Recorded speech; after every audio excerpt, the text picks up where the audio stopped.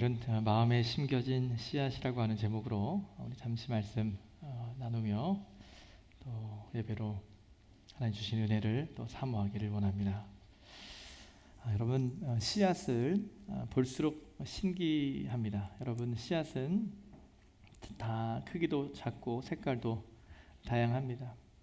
대부분 조그맣고 색이 예쁘지가 않죠. 전혀 어디를 보아도 아름답지 않은 것이 사실 씨앗입니다.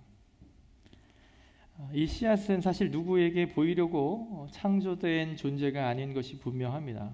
하지만 여러분 아시다시피 그 씨앗 그 안에서는, 그 속에서는 아주 놀라운 일이 일어나고 있죠. 바로 생명의 역사가 그 씨앗에서 시작된다고 하는 것을 우리는 알게 됩니다. 어느 날 그 씨앗이 심겨지면 그 생명은 그 단단한 껍질을 깨고 이제 아주 작은 싹이 나게 되겠죠. 또 이것은 열매에 따라서 큰 나무로 또 성장하기도 합니다. 땅속에 심겨 눈에 보이지도 않은 그 씨앗들 속에는 엄청나고도 위대한 그 생명이 살아 역사하고 있음을 우리는 발견하게 됩니다. 사실 사람과 동물은 서로 비슷한 점들이 많이 있습니다. 어떨 때 보면 사람은 동물들 중에서 조금 더 발달한 고등동물에 불과한 것처럼 보일 때도 사실 있습니다. 진화한 것 같아 보일 때가 있습니다. 그러나 여러분, 사람은 사람이고 동물은 동물입니다. 그럼 왜 그럴까요? 바로 그 속에 담긴 그 씨앗이 다르기 때문에 그렇습니다. 사람 속에는 이 종교와 양심의 씨앗이 심겨져 있다고 우리 많은 신학자들과 우리 성도들은 고백해 왔습니다. 고등동물에서 하등동물로 갈수록 종교심과 윤리 도덕이 조금씩 약해지는 것이 아닙니다. 여러분, 동물들 안에는 그러한 것이 한 톨도 없습니다. 오직 사람에게만 이것이 있는 것입니다. 구원과 경외하고 절대자를 의지하려고 하는 마음, 우리 안에 이렇게 해서는 안 된다라고 하는 우리 안에 양심이라고 하는 것이 우리 인생의 씨앗으로 담겨져 있다라고 하는 것이죠. 오늘은 잠시 이 씨앗 이야기를 나누려고 합니다. 태어날 때부터 사람 마음속에 심겨진 이 씨앗 이야기입니다. 하나님이 모든 사람 속에 넣어주신 그 위대한 선물, 잠시 말씀을 나누기 원합니다. 사람이 한평생 창조주 하나님을 모르는 척 하다가 살고 죽으면 틀림없이 영원한 벌을 받아야 하죠. 여러분, 왜냐하면 그 사람은 창조주 하나님이 계신 것을 다 알면서도 그분을 예배하거나 경배하지 않았기 때문입니다. 여러분, 그럴 리가 없다고 생각하시는 분들도 있을 겁니다. 하나님이 계신 것을 알았다면 아니 왜 하나님을 안 섬기겠습니까? 그들이 전도를 못 받았거나 예수님을 몰랐기 때문이 아닙니까? 여러분, 그렇게 여러분 생각하십니까? 그러나 오늘 저와 여러분이 보신 이 로마서의 말씀을 1장부터 천천히 읽어보시면 이것이 우리 안에 이미 보여졌다고 말하고 있습니다.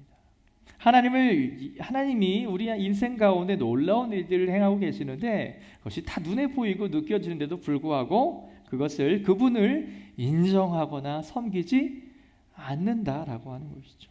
그것을 성경은 이 죄라고 얘기합니다. 죄. 사람은 누구나 그 마음속에 본래 이 종교의 씨앗과 양심의 씨앗을 가지고 태어납니다. 이 종교의 씨앗이란 하나님을 알 수 있는 그 지각을 말합니다. 또 양심의 씨앗이란 선과 악을 알 수 있는 분별력을 말합니다. 그러니까 사람이라면 누구나 어느 정도는 하나님에 대해서, 창조주 하나님에 대해서, 그리고 어떤 것이 선인가 어떤 것이 악인가에 대해서 우리는 보편적으로 이해할 수 있다는 것입니다. 여러분, 인류 역사 속에서 발견된 종족 중 종교가 없는 종족이 있을까요? 혹 여러분 중에 인문학을 공부하신, 인류학을 공부하신 분이 있다면 어떠한 미개한 종족에도 인생에게는 그들만의 독특한 종교가 있어 왔습니다. 고대 로마의 최고 연설가이자 철학자였던 이 키케로는 이런 말을 했습니다. 신에 대한 존재, 하나님의 존재에 대해서 깊은 이해를 갖지 못할 만큼 미개한 나라나 야만적인 사람은 세상에 없다. 굉장히 오래된 분입니다. 이분이 인생을 바라보면서 결론 내리는 부분이 이것이죠. 모든 인생 가운데 신에 대한, 하나님에 대한, 절대자에 대한 존재의 이 의식이 있다는 것을 말해주고 있는 것이죠. 이처럼 세상이 창조된 이후 지금까지 여러분 종교가 없었던 나라나 도시나 가족은 찾아볼 수 없습니다.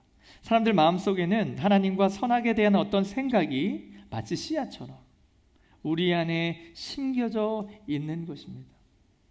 사람들은 하나님 없이 지내기보다는 차라리 자신들을 돌이나 나무나 짐승들보다도 낮추어서 그들을 하나님이라고 말하며 그렇게 예배하고 섬기는 편을 선택하며 살아왔습니다.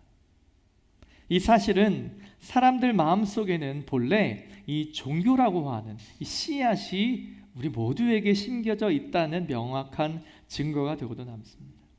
여러분, 사람들 마음속에는 태어날 때부터 이 종교의 씨앗과 양심의 씨앗이 심겨져 있습니다. 그렇다면 종교에 대해서 조금 더 생각해 보길 원합니다. 종교는 사람이 스스로 만들어낸 것이 아님을 여러분 이해하셔야 됩니다. 여러분, 요즘은 특별히 우리 젊은 시대에 예수님을 전하고 복음을 전한다는 것이 쉬운 일이 되지 않게 됐습니다. 하나님이 계시고 예수님이 너를 사랑한다고 하는 이 복음에 대한 내용이 이들에게 쉽게 받아들여지지 않게 됐습니다. 그들은 뭐라고 얘기하냐면 저는 무신론자예요. 저는 신이 없다고 믿는 사람입니다. 많은 명석한 이 현대인들은 자신을 가리켜서 저는 무신론자입니다 라고 말합니다. 여러분, 그런데 자신을 무신론자라고 생각하거나 믿는 몇몇 사람들은 이렇게 얘기하죠. 아니, 기독교를 포함해서 종교는 다 사람들이 만들어낸 거다라고 이야기를 해요. 즉, 종교라고 하는 것은 소수의 머리 좋은 사람들이 순진한 사람들을 얽매여서 말이죠. 자신들의 목적에 이용하기 위해서 만들어낸 교묘한 거짓말이라고 그들은 생각합니다. 그리고 그 거짓 종교를 만든 자들을 실제로 자신들은 믿지도 않으면서 거짓 종교로 대중들을 하나로 묶고 마치 계속 이 공포심을, 두려움을 준다. 그래서 공경심을 갖게 해서 복종하게 만든다. 류의 이야기들을 합니다. 여러분, 이와 비슷한 이야기를 독일의 혁명가 칼 막스를 여러분 아십니까? 칼 마르크스는 이런 말을 했어요. 종교는 아편이다. 마약과 같다. 조금씩 우리에게 두려움과 이런 것들을 자극해서 더 이렇게 좀 집중하게 만든다. 매이게 만든다. 그러니 종교는 우리 인생에서, 인류에게서 없어져야 될 것이다 라고 당시 주장을 했죠. 물론 여러분, 이러한 주장도 논리적이긴 합니다. 일리가 있습니다. 그러나 여러분 생각해 보십시오. 씨앗이 있어야 싹이 날 수 있듯이 사람들의 마음속에 이 확고한 이 종교의 씨앗이 있었기 때문에 그러한 터무니없는 거짓말들도 어떻게 하는 거예요? 성공할 수 있는 거예요. 그런 말이 이제 먹힌다 이 말이죠. 여러분, 종교를 만들거나 혹은 종교에 대해 이러쿵저러쿵 말한다는 사실 그 자체가 무엇을 반증합니까? 모든 사람들, 그렇게 자신을 무신론자라고 말하는 사람들도 어렴풋이나마 하나님의 존재에 대해서 어떻게 해요? 어느 정도는 알고 있다는 증거가 되는 것이죠. 여러분, 로마 제국의 3대 황제 이 가이우스 칼리굴라라고 하는 이 왕을 여러분 아시는 분이 있으실 겁니다. 참 굉장히 무자비했던 왕 중에 하나입니다. 이 황제는 황제 취임 직후에 티베리우스의 재정 낭비 방지 정책을 중지시켜서 시민들에게 식량도 나눠주는 아주 좋은 왕이었어요. 또 검투사 시합도 부활시키고 시민들이 요구하는 것을 잘 들어줬던 좋은 왕이었습니다. 그런데 즉위한 지 한 7개월 만에 병이 있었어요. 고열이 나서 심하게 병을 앓고 난 다음부터는 좀 정신 이상의 어떤 모습을 보여줘서 그때부터 과격하고 그리고 갑자기 자신이 신이라는 이야기를 하면서 온갖 말도 안 되는 일들을 행하게 됐습니다. 그래서 민심에 급속한 이탈이 일어나게 됐고요. 나라가 어지럽게 되는 그런 일이 있었습니다.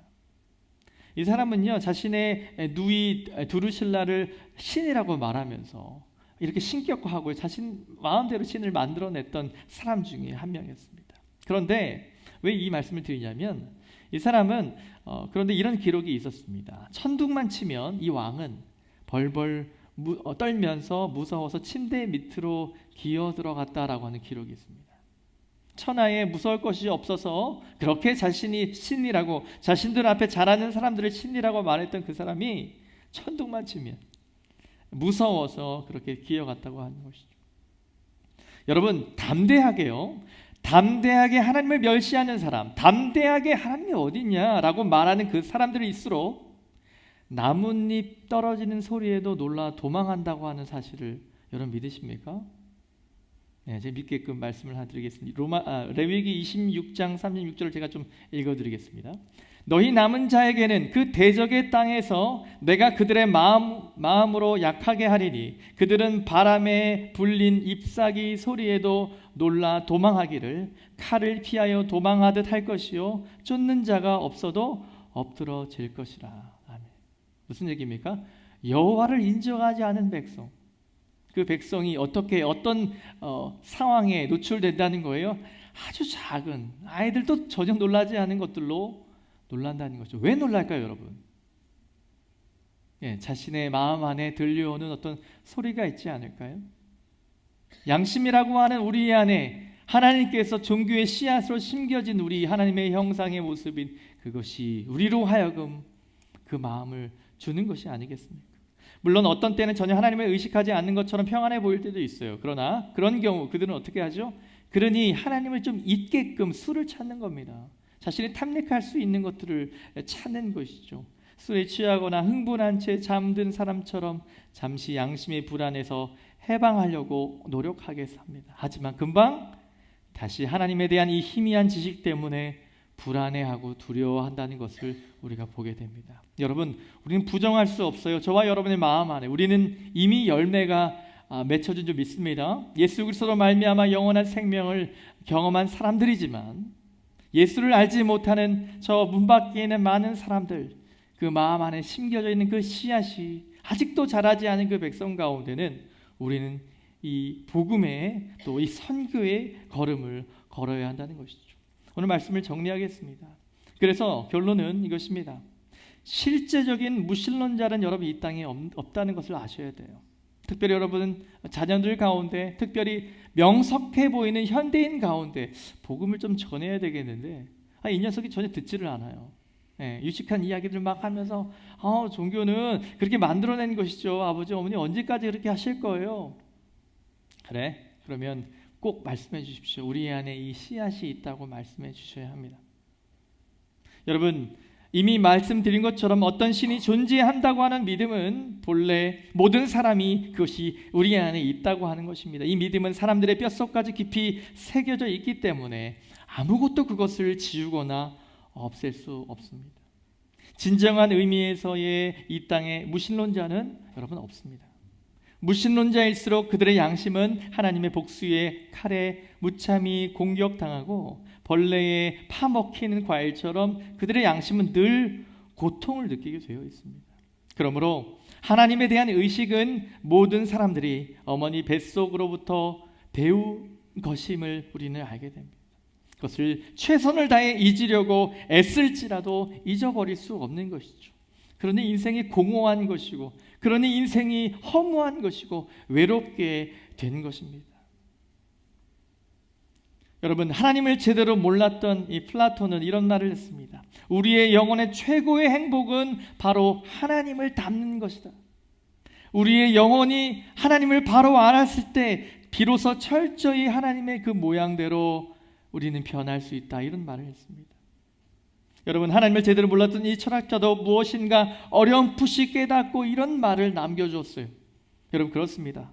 사람이 이 땅에 태어난 목적은 하나님을 아는 것입니다. 하나님을 알면 알수록 그 사람은 어떻다는 거예요? 우리의 존재가 내가 왜 이 자리에 있어야 되는지를 깨닫게 되는 것이죠. 안심하고 안정을 누릴 수 있는 것입니다. 사랑하는 성도 여러분, 이 어려움의 시대에 전도하려면 괜히 겁이 나고 도망하고 싶지요? 아무리 복음을 전해도 전혀 통하지 않을까 봐 우리 안에 두려움이 있을 수 있습니다. 그러나 우리가 아직 사람을 우리가 잘 몰라서 그러는 것이죠. 모든 사람의 마음속에는 이 마음속에 심겨진 종교의 씨앗과 양심의 씨앗이 심겨져 있음을 여러분 기억하고, 여러분의 전도는 틀림없이 통하게 될 줄 믿습니다. 여러분의 전도는, 여러분의 그 생명으로 사는 한 걸음은요, 반드시 그 사람에게 영향을 주고 있다고 하는 사실을, 이 확신을 갖고 여러분 그 길을 걸어가시를 축원합니다. 멀리 카자흐에서 온 우리 사랑하는 선교팀, 참 귀한 열매들이죠. 여러분의 그 발걸음이 아주 하나님께서 여러분을 사용하시는 이 전도와 선교의 통로가 됨을 믿으시기 바랍니다. 모든 사람들의 마음속에 이 씨앗이 심겨져 있다는 사실은 저와 여러분에게 이 전도와 이 선교를 향한 충분한 근거가 되는 것입니다. 사랑하는 성도 여러분, 용기를 내십시오. 이 귀한 일에 힘껏 참여하는 저와 여러분 되기를 주님의 이름으로 축원합니다.